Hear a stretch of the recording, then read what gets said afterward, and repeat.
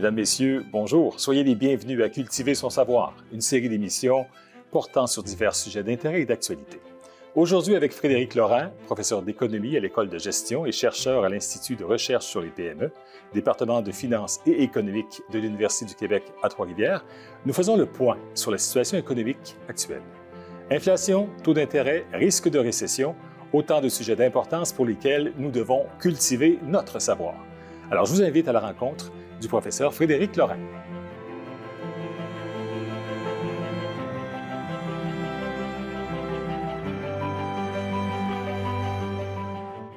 Bonjour Frédéric Laurent.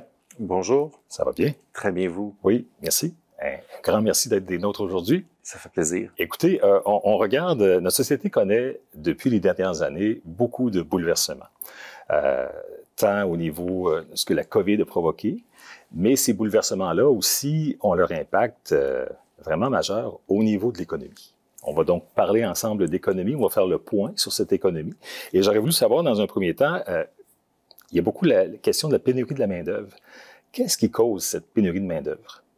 Bien, en fait, c'est un débalancement démographique parce que les baby boomers, donc ceux qui sont nés juste après la Deuxième Guerre mondiale, bien, ils sont tous allés sur le marché du travail au même moment, puis ils sont tous en train de prendre leur retraite actuellement.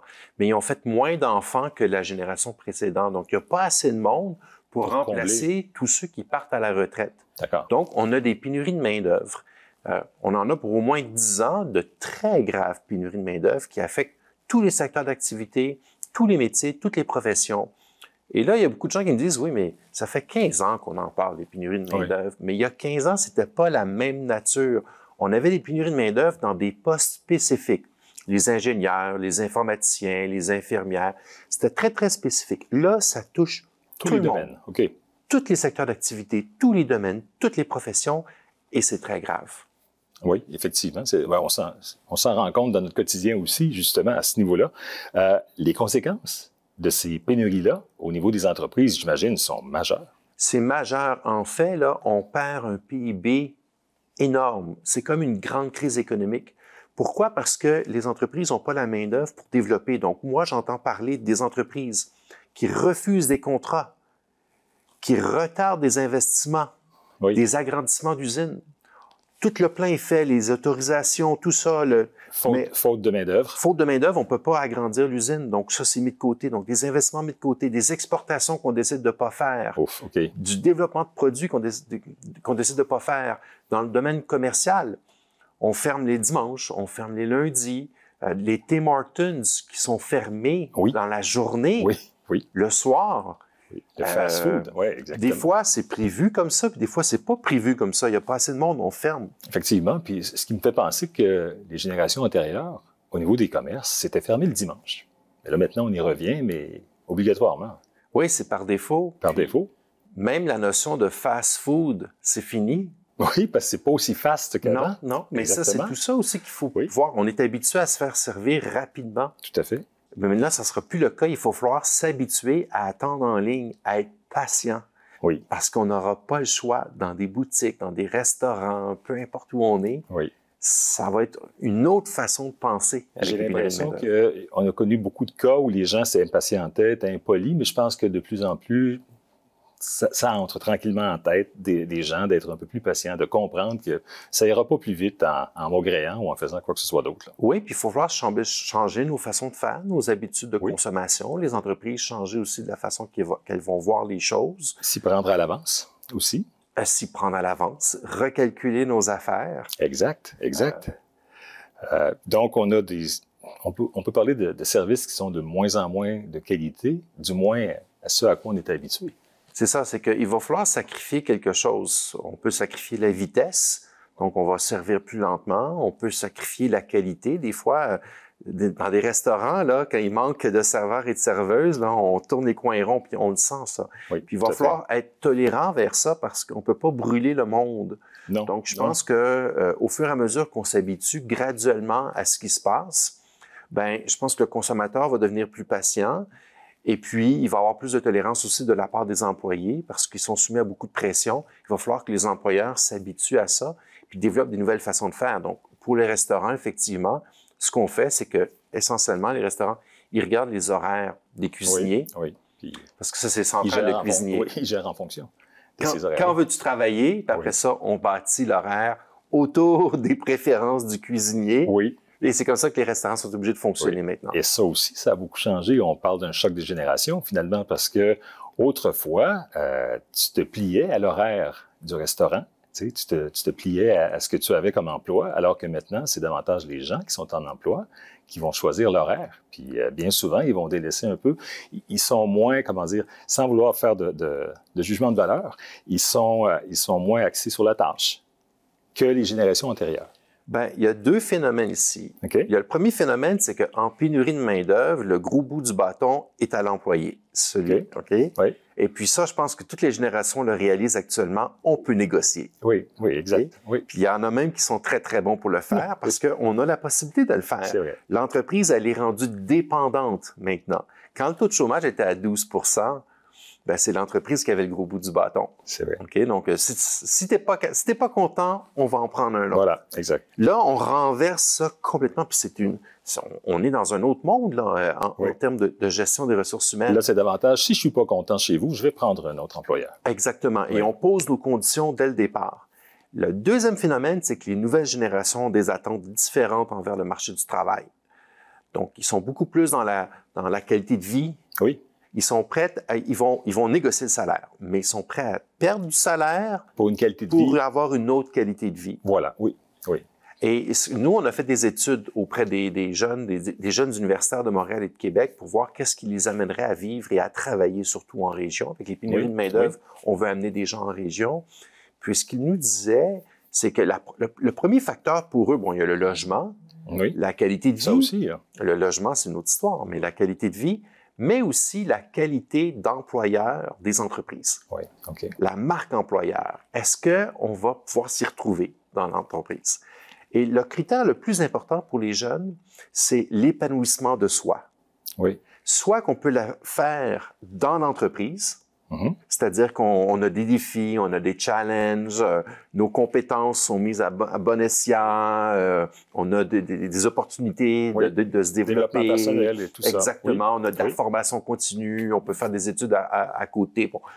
Ou on se réalise en dehors de l'entreprise. Et par conséquent, on fait moins d'heures. On fait moins d'heures. Donc, ça peut être, on veut s'occuper de notre famille, ou on est dans un band de musique, on fait du sport de compétition, ou on est entrepreneur à temps partiel le week-end et les soirs. Et donc, ça prend de la flexibilité du temps de travail ou de la conciliation travail-famille. Mais ils veulent se réaliser. Ils sentent qu'ils ont les opportunités pour le faire. Et les employeurs qui vont pouvoir tirer leur épingle du jeu, c'est ceux qui vont avoir compris ça. Si on parle des conséquences aussi qui nous affectent en tant qu'individus, on parlait du temps d'attente, certes, on parlait du fast-food qui est tout aussi rapide, mais il y a aussi le travail des 14 ans.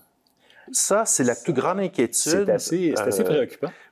Là, c'est une prédiction que je fais. On n'a pas encore les données parce que la pénurie... En fait, pour expliquer les choses clairement, pourquoi la pénurie, on la sent maintenant alors que le débalancement démographique, ça fait longtemps qu'il est là? Oui. C'est qu'on a eu une des plus grandes crises économiques en 2008, puis qui nous a duré plusieurs années. Et pendant qu'une crise économique, ben, les entreprises sont au ralenti, ils embauchent moins. Donc, on ne l'a pas ressenti, la pénurie de main-d'œuvre, mais elle était là. Oui. Mais on ne l'a pas ressenti. Après ça, juste avant la pandémie, là, l'économie allait vraiment bien. Là, on était sur le bord de la ressentir de la pénurie. Puis, boum, on a 2 ans de pandémie. Tout le monde est à la maison. On ne ressent pas les pénuries de main-d'œuvre. C'est depuis que l'économie a été déconfinée et que l'économie se porte très bien depuis qu'on ressent ces pénuries de main-d'œuvre-là. Et c'est pour ça que c'est grave maintenant et que ça va durer assez longtemps. Oui, parce que même, à titre d'exemple, moi-même, c'était dans une quincaillerie. C'est un jeune de 14 ans. Il m'a très bien servi en passant, mais c'est un jeune de 14 ans. Moi, je me dis plus tard, quand il est sur les bancs d'école, il faut qu'il retourne. Et là, moi, ma crainte, c'est que des jeunes de 14-15 ans vont pouvoir dire, ben là, je peux avoir un emploi sans mon diplôme à peut-être 50 000, mais peut-être même 60 000, 70 000. Je peux rentrer sur le marché du travail pour un jeune de 17-18 ans, là, faire 70 000 dès le départ avec des très bonnes conditions, c'est extraordinaire. Donc, ils vont se lancer là-dedans. Ils vont possiblement ne pas aller à l'université. Donc, moi, j'ai une très, très grande crainte sur le décrochage scolaire que ça peut causer. Tout à fait. Moi, je vois mon neveu, 12-13 ans, il est rendu superviseur dans un restaurant. Oh, parce qu'il n'y a personne d'autre. Et Pourquoi il est rendu superviseur? Bon, j'imagine qu'il est bon, mais aussi parce que c'est le seul qui se présente. C'est ça. C'est le seul sur qui ils peuvent compter. Ouais. Donc, des responsabilités de cette nature-là, à cet âge-là, au niveau éducationnel, je suis pas sûr que ce soit une bonne chose. Donc, moi, j'ai beaucoup de craintes sur le décrochage scolaire, sur les taux de participation au niveau du cégep et de l'université aussi, surtout de l'université. J'ai l'impression que les universités vont perdre des effectifs dans les prochaines années à cause de ça. Et après ça, ben, on a besoin d'une main-d'œuvre qui est quand même qualifiée. Oui, à tous les niveaux. À tous les niveaux. Et ces jeunes-là n'auront pas les qualifications. Donc, ils vont faire comment? Je ne le sais pas. Non, c'est très préoccupant. On va souhaiter que... C'est parce que le balancier, il y a toujours l'effet du balancier, mais c'est bien quand il est au centre, mais il n'est pas souvent au centre, finalement. On parle de solutions maintenant. Oui. Parlons des solutions dans tout cette lacune au niveau de la main-d'œuvre. De quelle façon les solutions peuvent être envisagées? Bien, c'est sûr que la première solution, c'est de remplacer des humains par des machines. Oui. Donc, il y a très longtemps, on se disait « Ah, c'est pas bon parce que les machines vont remplacer les humains, ça va créer du chômage. » Là, maintenant, on est dans une obligation de le faire. Donc, l'automatisation, l'industrie 4.0, la numérisation, tout ça. Avant, c'était un choix de l'entreprise de le faire. Maintenant, c'est rendu une obligation. Oui, un choix qui, à l'époque, pouvait être même critiqué justement par la main-d'œuvre en place. Oui, exactement. Maintenant, on n'a plus le choix que de le faire. Et c'est la raison pour laquelle on ne le fait pas suffisamment dans les PME, c'est qu'il y a beaucoup d'incertitudes liées à tous ces projets-là. C'est des projets technologiques qui sont complexes. Complexes à comprendre autant pour le chef d'entreprise que pour ses employés. Oui. On fait affaire avec quel type de technologie, quel genre de sous-traitant, qui peut nous conseiller, combien ça va coûter, comment on va financer ça. C'est beaucoup de questions très complexes. Puis je comprends que c'est très, très long, mais il faut le faire. Ça, c'est la première des solutions, surtout pour les entreprises manufacturières. Là, les restaurants vont me dire « Oui, mais comment moi je peux automatiser? » Oui. La Chine a essayé, je pense. Pour les Jeux olympiques, il n'y avait pas quelque chose. Oui, il y a des robots qui viennent servir. Oui, mais par contre, si on parle, par exemple, les McDonald's, ils ont des panneaux, on peut commander, et puis on va chercher notre commande. Tim Hortons n'a pas ça. Non. Donc, on voit que les Tim Hortons sont obligés de fermer quand il leur manque de main-d'œuvre, tandis que les McDo peuvent rester ouverts. Donc, ça, c'est une forme d'automatisation. On va comme on peut, puis de plus en plus dans les supermarchés, on s'aperçoit qu'il y a des machines automatiques où c'est le client qui scanne lui-même. Et ça permet de fluidifier les choses.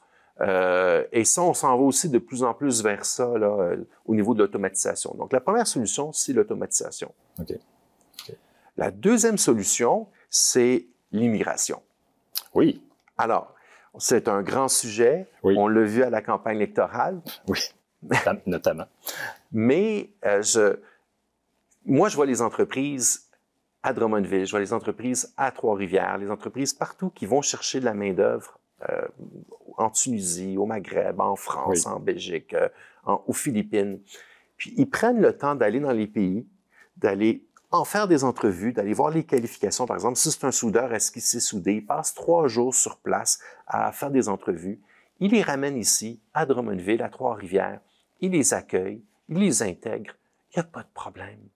On sait que ces gens-là vont travailler, ils ont un emploi garanti. On les a vérifiés dans leur pays sur leur qualification, on a fait des entrevues. On les amène ici. Ils sont dans des milieux totalement francophones, en région. Il n'y a aucun souci, il n'y a aucune peur à avoir.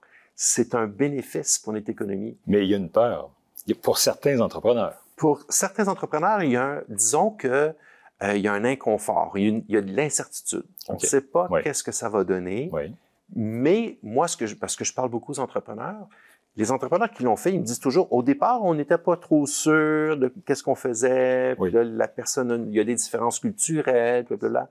Puis en fin de compte, après 1 an, ça se passe comment? Ça se passe super bien. Exact. C'est toujours ça qu'on nous raconte. Puis finalement, on s'aperçoit qu'un humain, c'est un humain. Oui, puis il faut qu'à la fois l'immigrant et le travailleur régulier de l'entreprise y mettent du leur. Exactement. Là, ce que les entreprises me racontent, c'est que les travailleurs étrangers se retrouvent à manger en petits groupes à la cafétéria. Donc, les francophones québécois d'un côté, puis les immigrants de l'autre. Ça, c'est pas... On crée des ghettos, là.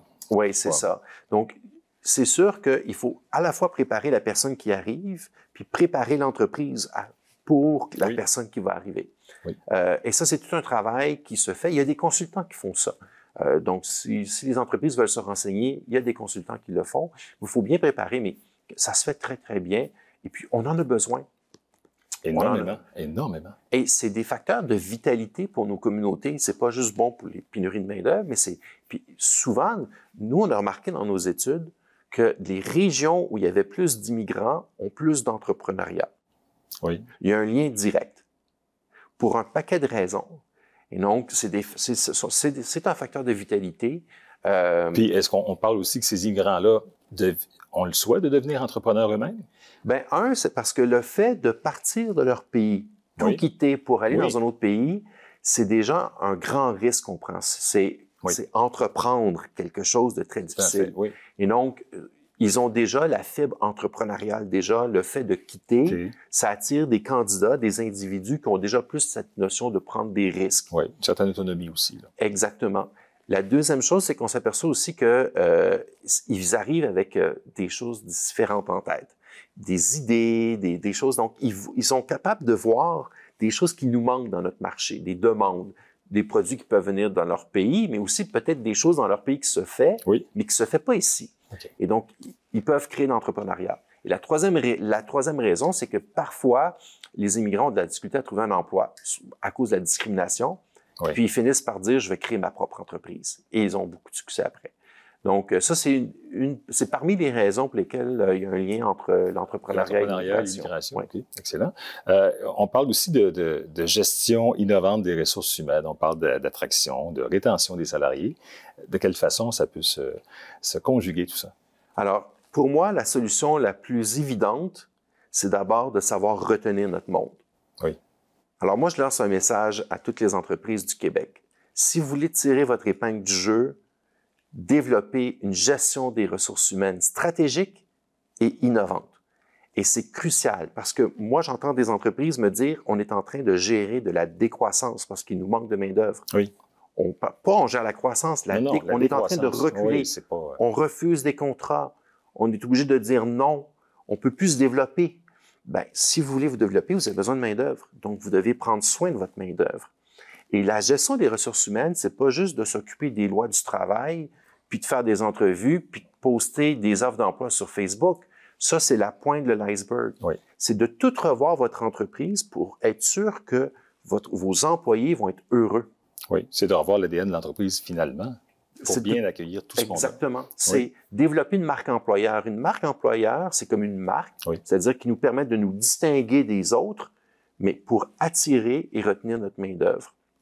Et je dirais qu'attirer la main-d'œuvre, il n'y en a pas de main-d'œuvre. Non. Ce qui est le plus important, c'est de la retenir, la main-d'œuvre, à ce moment-là. Et c'est plus coûteux, d'ailleurs, d'aller chercher des gens que de retenir déjà la main-d'œuvre qu'on a. Ça, c'est pour Exactement. Oui. Et ce qu'il faut faire, c'est développer une gestion des ressources humaines qui est presque personnalisée par employé.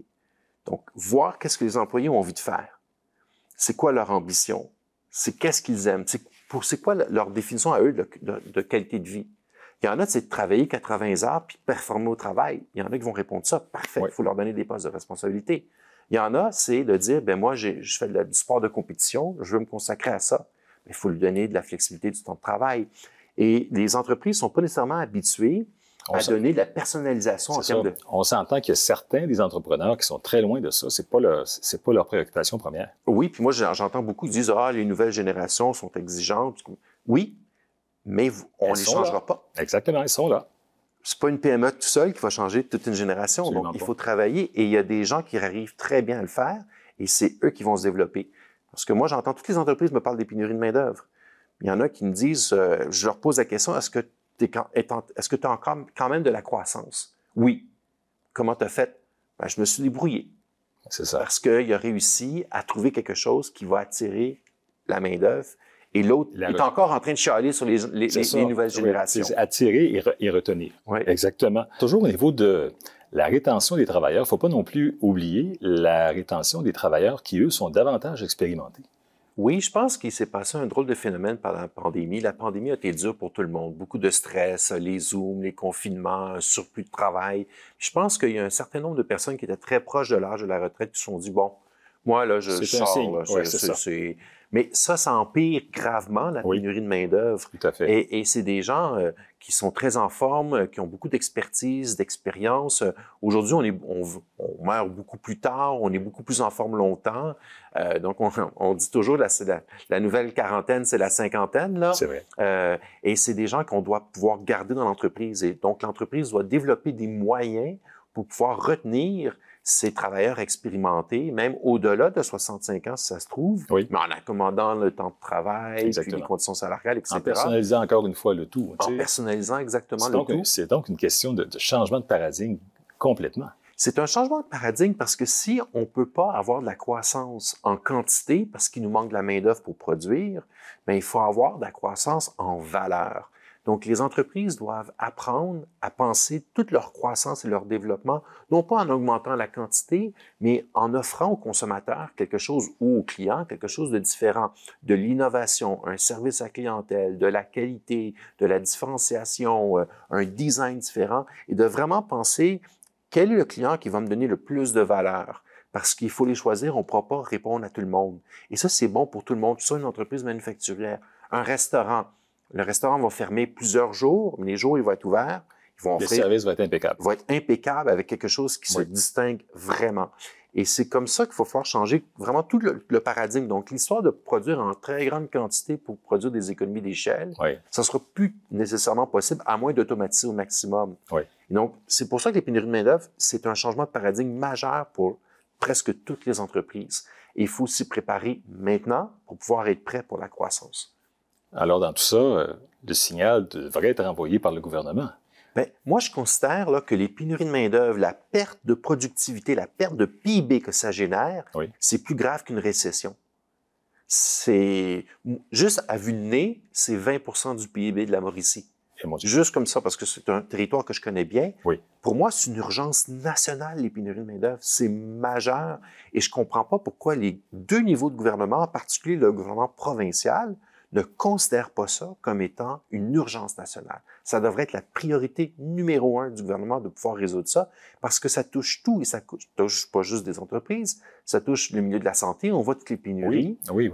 Ça touche le milieu de la construction, on a besoin de rénover nos ponts, nos routes, puis tout ça. On a besoin de construire du logement parce qu'il y a des pénuries de logement. Donc, il faut qu'il y ait vraiment là, tous les moyens qui soient mis en œuvre pour pouvoir résoudre cette crise-là, y compris l'immigration, puis y compris une fiscalité qui permet aux personnes expérimentées de revenir sur le marché du travail. On souhaite que nos gouvernements vous entendent, et puis, mais c'est vraiment important, puis c'est à la limite un peu inquiétant, un peu beaucoup inquiétant. Alors, M. Lorrain, si vous le permettez, en terminant, j'aimerais que vous abordiez la situation économique. Oui, bien, on a eu beaucoup d'inflation dans les derniers mois. Il y a une partie de l'inflation qui venait à cause de la pandémie, il y avait des problèmes d'approvisionnement, puis tout ça. Et on a connu aussi une grande période où l'inflation générait elle-même de l'inflation, parce que quand on a beaucoup d'inflation, les salariés demandent des meilleurs salaires, donc c'est une augmentation de coûts pour les entreprises qui veulent reporter ça sur leur prix. Puis pour les entreprises, l'inflation aussi, là, parce que leurs coûts de production augmentent, et donc sont obligés d'augmenter les prix. Donc on augmente les prix, ce qui fait encore en sorte que les coûts de production augmentent, on est dans une espèce de cercle vicieux. Et c'est pour ça que dans les derniers mois, les banques centrales de tous les pays, au Canada, aux États-Unis en particulier, ont monté leur taux d'intérêt. Et en montant les taux d'intérêt, on décourage l'investissement, on décourage la consommation pour essayer de ralentir la demande, pour ralentir l'augmentation des prix. Mais en même temps, on ne sait pas s'il va y avoir une récession. On prédit peut-être une récession qui arriverait, là, on ne sait pas trop quand, surtout avec tout ce qui se passe en Europe, la guerre en Ukraine, tout ça. Et là, si c'est le cas, ben, à ce moment-là, la Banque centrale va dire, ben non, je ne vais pas augmenter mes taux d'intérêt, je vais aller baisser les taux d'intérêt. Pour encourager la consommation et l'investissement. Donc là, c'est là que les banques centrales jouent un drôle de rôle parce qu'elles veulent combattre l'inflation. Et le seul outil que l'on a pour combattre l'inflation, c'est le taux d'intérêt. Donc, il faut monter le taux d'intérêt. Mais si, dans quelques mois, il y a une récession qui s'en vient, il va falloir rebaisser les taux d'intérêt. Donc, pour ceux qui ont des hypothèques là, à la maison, on a des mauvaises nouvelles avec les hausses de taux d'intérêt, là, mais ça va peut-être se résoudre s'il y a une récession. Donc, je ne sais pas si c'est bon ou mauvais. Exact. On va le souhaiter dans un sens. En tout cas, pour ces gens-là, parce que justement, pour l'accessibilité, déjà, il y a eu un problème avec l'accessibilité. On va souhaiter que les gens qui ont des hypothèques puissent justement bien passer à travers également. Écoutez, grand merci pour cette entrevue. C'est on avait du matériel pour beaucoup plus longtemps, ça, on le sait, puis, mais par contre, on aura peut-être l'occasion de se revoir aussi à d'autres moments.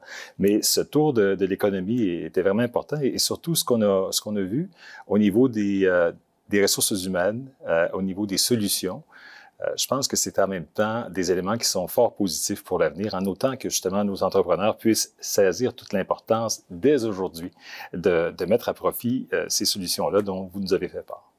Ceci étant dit, je vous remercie infiniment de votre présence. Merci beaucoup. Merci. Merci également à l'Université du Québec à Trois-Rivières, campus de Drummondville, pour son étroite collaboration, étroite mais combien importante collaboration à la réalisation de nos émissions. Madame, Monsieur, merci à vous d'avoir été des nôtres et Cultiver son savoir vous revient la semaine prochaine. Bonne semaine.